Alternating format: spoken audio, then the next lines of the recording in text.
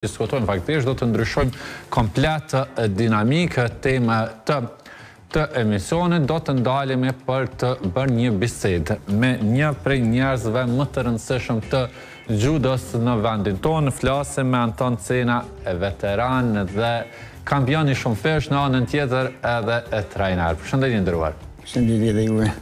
Faleminderit shumë që je sot në rreth e rrotull. E thashë një prej njerëzve më të rëndësishëm të sportit në vendin tonë, duke pas parasysh patjetër rrugtimin tënd, e sidomos në sportin e judos, kur ke nisur ti të merresh me judo, ka qenë thuajse sport i panjohur.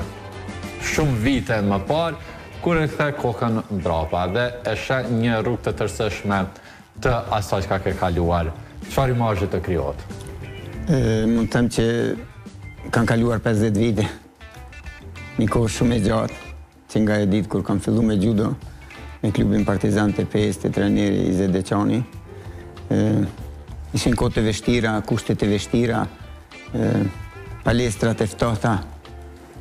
Tani kanë ndryshuar e tëra, tani i kemi kushtet, pothuajse mund të them lirisht me të mirat nga dishullin i lirik, mos të them edhe me gjerë, trajnerët me të mirë, mos të them nga dishullin i lirik, po në tërë botën, normalisht edhe të caktuar apo të nominuar nga Federata Evropiane dhe Botërore e Judos, kështu që krejt kanë ndryshuar për të mirë. Ka ndryshuar për të mirë, po sa ka ndryshuar, ose në çfarë faza ka ndryshuar perceptimi ytë dhe çësia jote për sportin, e në veçanti për judon në Kosovë? Themi fokusi ytë për zhvillimin e judos në Kosovë. Zakonisht kur me telefonojnë edhe me pyesin për kalamaj dëshirojnë mi sjell judo, unë ju thënë pyetja atyre është a ka prirje djali im apo vajza për të arritur në një rezultat të ardhmen. Gjëja e parë që ju them unë është me rëndësi që fëmija juaj të jetë në palestër, rëndësia më e madhe është që ai të jetë jo në rrugë, po në palestër, të jetë jashtë rrjeteve sociale, dyta të jetë i shëndosh, do thotë nuk ka nevojë miksia më mirë me të, ne me pagu, si ta tim pagues, me pagu për shëndetin e tij. Këto janë 3 dobit kryesore të kalamajve kur hynë në palestra. Pastaj rezultati nëse vjen, ajo është më së miri se ardhur. E përmendet që një prej elementeve që faktikisht në prej pyetjeve që ju u bëni prindve është se fëmia a është i përfshirë në rrjetet sociale. Pse duhet të qëndrojë, pse është element ose faktor kryesor që një fëmijë i cili nis të mirret me judo të mos kaloj kohën në rrjetet sociale, të mos jeti i përfshirë në këtë botë në rrjeteve sociale? Pse i keni vënë si kriter? Është problemi që rrjetet sociale i kanë okupu pothuajse pjesën më të madhe të botës. Unë zakonisht jam pothuajse çdo javë në udhëtime të ndryshme. Shikoj nëpër stacionet autobusave, trenit apo aeroplan. Jam i vetmi me libër në dorë, ndërsa të tjerët janë në rrjetet sociale. Do thotë nëse s'bën asgjë ata shfletojnë telefon.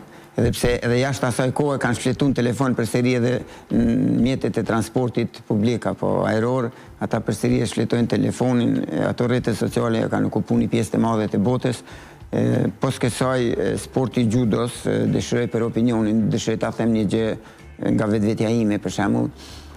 Sporti judos e ka një veçori të mirë shumë për arsye se unë kur shkoj me biçikletë, bjeshkve, kudo që shkojnë bjeshkve, unë e krejt kohën mendoj në problemet e familjes, problemet e jetës, përsëri koka nuk është e shkarkuar. Kur jam natë, njëjtën gjë, mendoj, kur shkojnë vrapim, mendoj njëjtën gjë, ndërsa kur hynë palestrën e judos, atëherë unë shkarkohem, jo vetëm nga rrjetet sociale, shkarkohem nga të gjitha problemet jetësore, për arsye se aty duhet të përqendrohesh në çdo lëvizje të kundërshtarit që mos të hedh apo mos të bie ti, apo çdo lëvizje që të arrin ti me hedh kundërshtarin. Do thotë është një shkarkim mental jashtëzakonisht i mirë dhe mund të them që është sporti më i mirë që ekziston në botë sa i përket shkarkimit mendor. Në përgjithësi.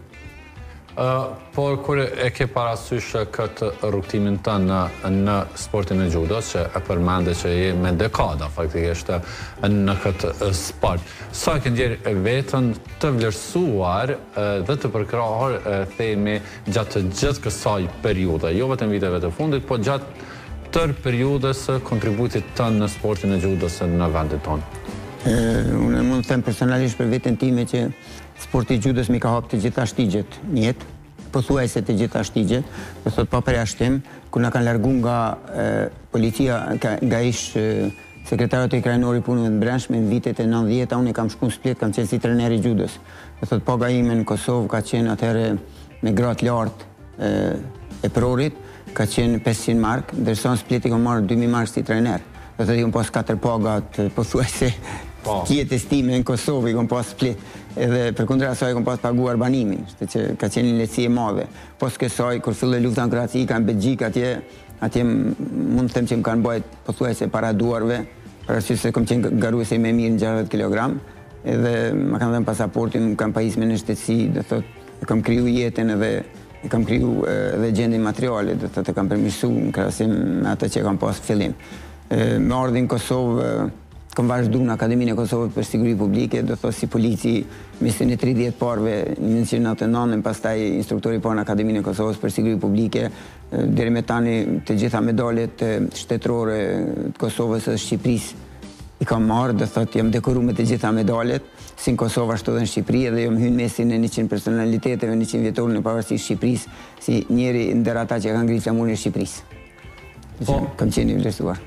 Kështu që i bie që faktikisht ja ka vlejtë në këtë gjuhën tonë popullore, kjo bara qëranja ka vlejtë për gjithë këtë angazhimin tënd dhe mundin tënd, por e përmende faktikisht Akademinë Policore, e që e dim që ende punon me policët e Kosovës. Sa është e vështirë ose e themi sa janë policët të gatshëm për të punuar edhe për të trajnuar? Kur unë flasë për policinë e Kosovës, me që jam aty prej viti 2000, dhe thot, jam i pari 001 që kom arrit në akademi aty si instruktor, dhe pse kom qenë edhe para lufte, kom qenë aty dhe vitet e 90-ta, mirë po jem këthy pothuajse në vendin tim punës ku kom punu me heret. Për policinë e Kosovës, kur flasë unë në rejon, disa më thonë, s'ke nevoj me lavdru, se shumë po e lavdron. Unë po thonë nuk po e lavdroj, po me të vërtet është për çdo lavdat, për arsye se me të gjithë policët e rajonit, kur unë e flasë, thonë policia Kosovës është e vetmja në Gadishullin i Lirik që nuk merr lek. Do thotë policia Kosovës kur të ndalon, ose të ndëshkon ose të falë. Ndërsa polici i Shqipërisë, Maqedonisë, Malizi, edhe shteteve për rreth Bullgarisë, Serbisë, apo cili do shtet tjetër, qëllimi i daljes tyre është me ta marrë paron apo lekun. Që në krahasim me Kosovë ne jemi një nivel jashtëzakonisht lartë, edhe jemi të gjerësuar edhe në rajon nga të tjerët, jo vetëm nga vetja ime, po edhe nga të tjerët. Puna me ta, puna me kadet e policisë Kosovës është jashtëzakonisht e mirë. Unë jam personi me lumtur në botë, në orat 06:00 kur zgjohem me ikë në akademi, do thotë 5 ditë javës ja kushtoj akademisë për 8 deri në 16, ndërsa fundjavën e kam të lirë. Po, sa të konsiderojnë policët instruktorë të rrapt? Ose sa ti tenton, ose cilat janë momentet kur ti bësh i rrapt me policët tonë? Në akademi, unë jam, mund të them, personi me i rrapt që ekziston në akademi, por nuk jam vetëm në akademi, po jam në jetën e përditshme, por në akademi në përgjithësi, për arsye se qëllimi im është që policia Kosovës të bëhen me të mirët në botë, po jo në rajon, si disa që mendojnë, apo synojnë që të bëhen në rajon, qëllimi im është që ata të bëhen me të mirët në botë, normalisht. Kur unë jam rigoroz, disa më thojnë falë se s'mundem edhe ne me të qenë të forte, rigoroze, të përpikte si ti, dhe shumë veti tjera. Unë i thëmë falë, nëse ju mendoni me u bësi unë, atër s'keni arrit asgjë. Nëse ju më te i kaloni permisat e mija, atër ju keni arrit diçka njerë. Do thosh darë du të me synu me qenë me mirë se me miri, po jo me mirë se me i keqi.